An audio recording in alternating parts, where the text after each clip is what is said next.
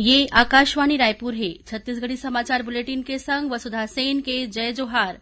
अब सुनाओ आज के प्रमुख समाचार। केंद्र सरकार हा राज्य और केंद्र शासित प्रदेश मन ला कोविड के नवा वेरिएंट ओमिक्रॉन के संक्रमण रोके बर सब्बो जरूरी उपाय करे बर कहे हैं। मुख्यमंत्री हा पुलिस जवान मन ला शासकीय आवास आवंटन के काम पूरा पारदर्शिता और गंभीरता के संग करे के दिन निर्देश। और राज्य शासन हा भारतीय पुलिस सेवा के साथ और राज्य पुलिस सेवा के एक अधिकारी के प्रभार में फेरबदल करे हैं। एमा 5 जिला के पुलिस अधीक्षक घलो प्रभावित हुए हैं। अब समाचार विस्तार ले।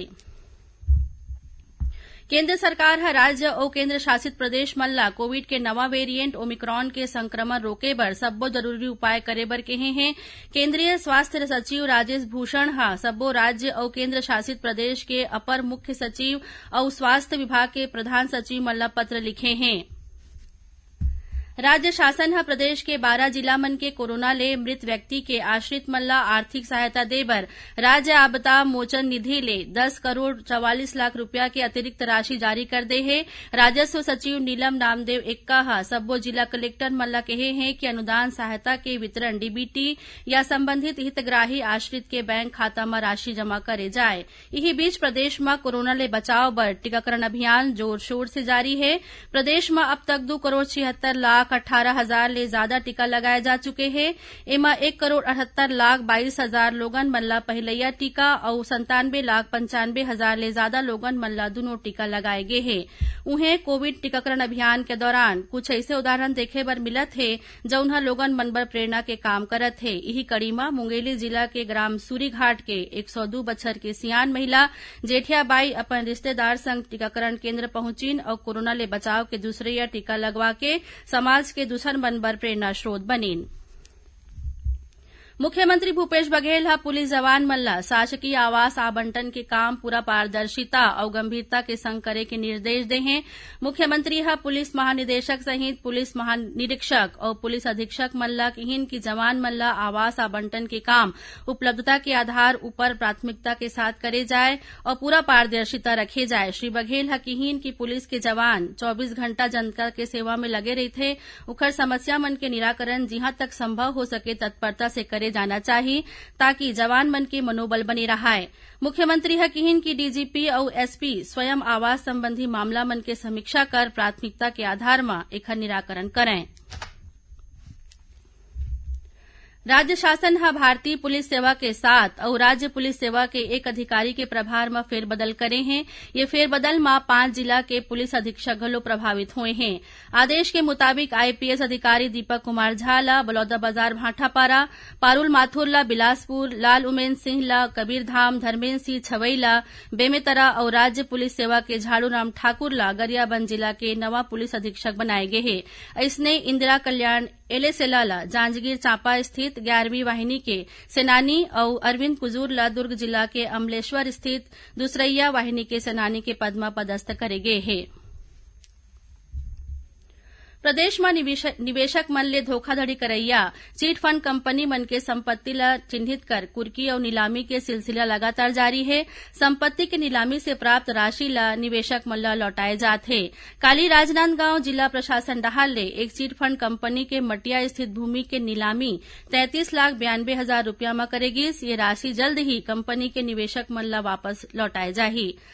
राजनांदगांव जिला में अब तक 16,976 निवेशक मन ला लगभग 10 करोड़ रुपया वापस लौटाए जा चुके हैं।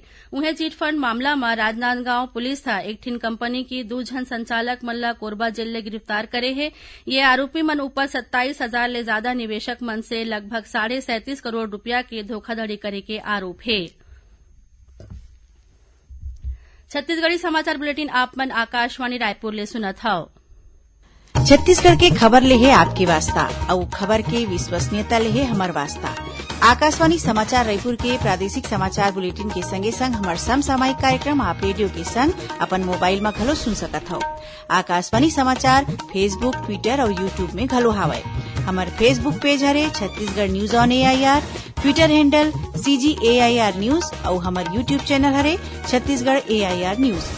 तो अब रेडियो के संगे संग आपके मोबाइल के माध्यम ले हम आप तक पहुंचत हन। छत्तीसगढ़ के हर खबर पर सुनत रहो आकाशवाणी समाचार। अब आगू बढ़वो बाती समाचार कोती।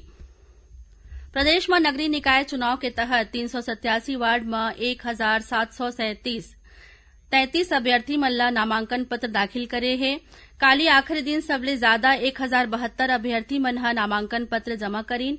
15 नगरीय निकाय मन में आम चुनाव के तहत पार्षद पद के 370 सीट मन बर 1666 और उपचुनाव के तहत 17 वार्ड मन में 67 जन अभ्यर्थी मन नामांकन दाखिल करे हे।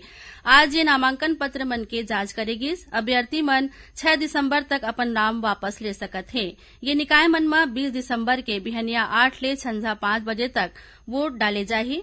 मतगणना 23 दिसंबर के होही और यही दिन चुनाव परिणाम मन के घोषणा करे जाही। आजादी के अमृत महोत्सव में प्रादेशिक समाचार एकांश आकाशवाणी रायपुर डहर ले राखे गे प्रश्नोत्तरी प्रतियोगिता में हमर श्रोता मन ह बड़ उत्साह के संग भाग लेवत हे। कालीय प्रश्नोत्तरी के 15वां अंक में छत्तीसगढ़ी बुलेटिन में प्रश्न रिहिस। बछर 1858 में सार्जेंट मेजर सिडवेल ला मरैया हनुमान सिंह कहाँ के रहवैया रहीन। एखर सही जवाब है बैसवाड़ा। सवाल के जवाब में बड़ संख्या में श्रोता मन ह अपन जवाब भेजिन हे। फेर पहली जवाब भेजैया विजेता हवय महासमुंद जिला के गांव कोकोभाठा के रहवैया हीरालाल पटेल। आकाशवाणी परिवार डहार ले हमन श्री पटेल ला बधाई और शुभकामना देवत हन। श्री पटेल आकाशवाणी समाचार के नियमित श्रोता हरय। मैं हीरालाल पटेल ग्राम कोकोभाठा जिला महासमुंद का निवासी हूँ। समाचार का जो प्रसारण है रेडियो के द्वारा ये बहुत ही ज्ञानवर्धक है। इसमें हम देश विदेश और हमारी कल्चर के बारे में, हमारी संस्कृति के बारे में हमको जानकारियाँ मिलती हैं। कंपटीशन एग्जाम है या अन्य किसी भी प्रकार की जानकारी लेने में समाचार हमें बहुत ही सहयोग प्रदान करता है। और पेश है मौसम के हाल। बंगाल के खाड़ी में बने चक्रवाती तूफान जवाद के असर आगामी 24 घंटा के दौरान छत्तीसगढ़ में देखे बर नहीं मिलाय। उन्हें प्रदेश में मौसम शुष्क रहे और अधिकतम और न्यूनतम तापमान में घलो विशेष परिवर्तन होय के संभावना नहीं है।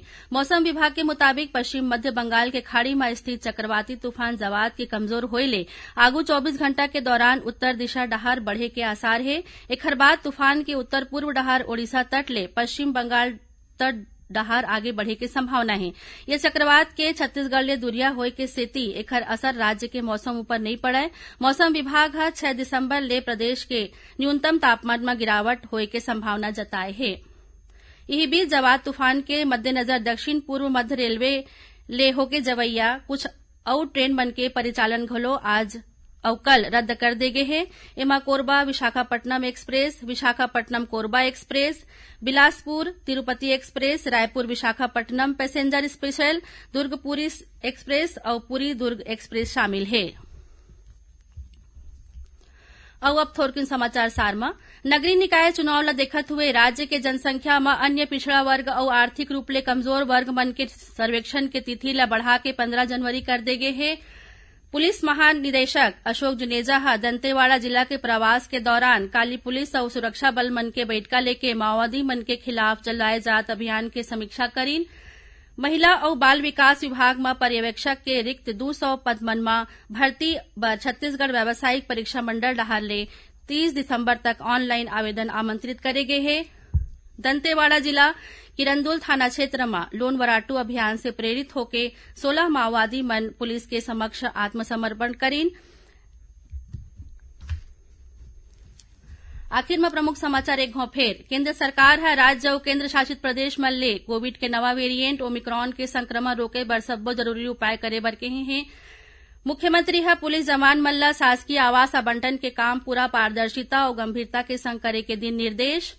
और राज्य शासन है भारतीय पुलिस सेवा के 7 और राज्य पुलिस सेवा के 1 अधिकारी के प्रभार में फेरबदल करे हैं। एमा 5 जिला के पुलिस अधीक्षक घलो प्रभावित हुए हैं। एकरे संग छत्तीसगढ़ी समाचार बुलेटिन यही सिरावत है। जय जोहार।